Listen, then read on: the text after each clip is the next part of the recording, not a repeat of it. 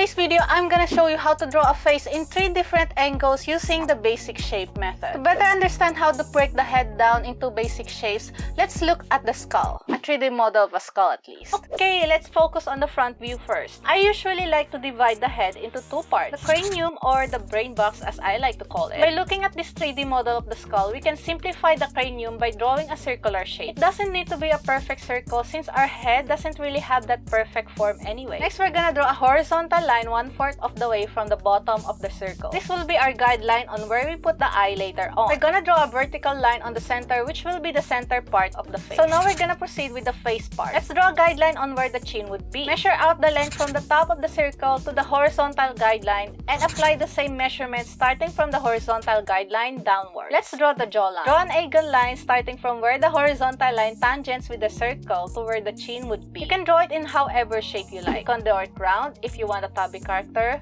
You can draw it wider so they look more buff, or you can reduce the angle of the jaw to make them look skinny. It's up to you. I'm just gonna draw the standard anime jawline. Let's now add the facial feature. The horizontal guideline is actually where the bottom of the eyes would be. So draw the shape of the eyes above the guide. Be sure that the eyes are symmetrical unless it's by design. In my opinion, the front view is actually more difficult than the 3/4 view. And that is because you have to do symmetry in the front view. To check for symmetry, if you are doing it digitally, drawing softwares have a flip canvas feature. So flip the canvas, and if it looks awkward, then fix it. Take your time. It's okay. You're not on a deadline. So just try to fix it until it looks good in your eyes. If you're drawing traditionally, what you can do is flip the paper and place it on a light source. You don't need a light box. You can use any lights you have in your house, even the ceiling lights. Now we can draw the nose. Draw the nose at the bottom part of the cranium circle by the center line. You can draw it like a typical anime style like this. I usually prefer doing it like a very wide V shape because it fits my drawing style better. Again, you can pick whatever shape you like. For the ears, I usually draw them from the top of the eye to the bottom part of the nose. With ears, it's wider at the top and narrower at the bottom. Then we can add in the details like hair and whatever. I just want to tell you that these proportions and measurements are sharing are not definitive. You are free to change the shapes, the sizes, and the measurements to whatever suits your fancy. The beauty of the basic shape method is that you have the flexibility to modify this in your style. So you don't really need to follow these instructions strictly. Anyway, here we are guys. We've finished drawing the front view. Alright, let's proceed to draw the side view. The thing about human head is that it's narrow on the front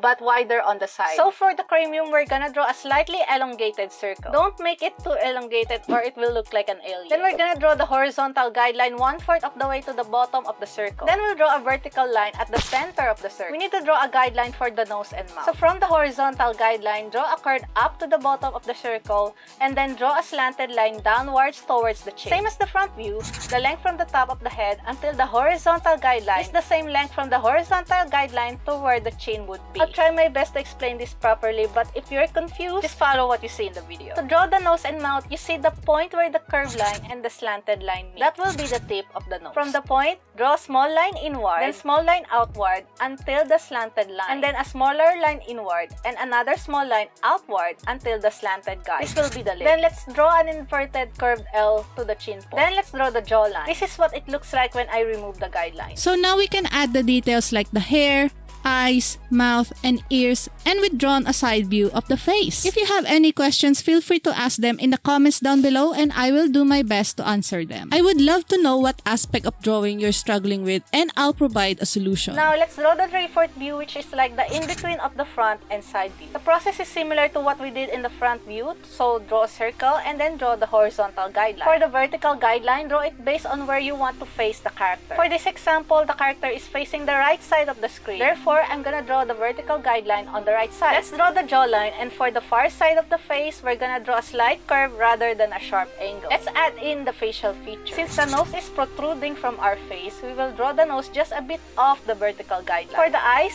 just remember that the far side of the eye is smaller than the one at the near side of the camera. Lastly, let's draw the mouth just below the nose. Let's add in the details. One tip I can provide is that if you think that it looks awkward, then change it. By practicing a lot and studying the methods I'm sharing, you'd be able to learn how to see details and pinpoint mistakes, and it will give you a baseline on what you should work on. Okay, we're done. We've drawn the human head in 3 different angles. We'll discuss more advanced head angles in the future, but in the meantime, feel free to watch this video about basic shape by clicking this video on the right.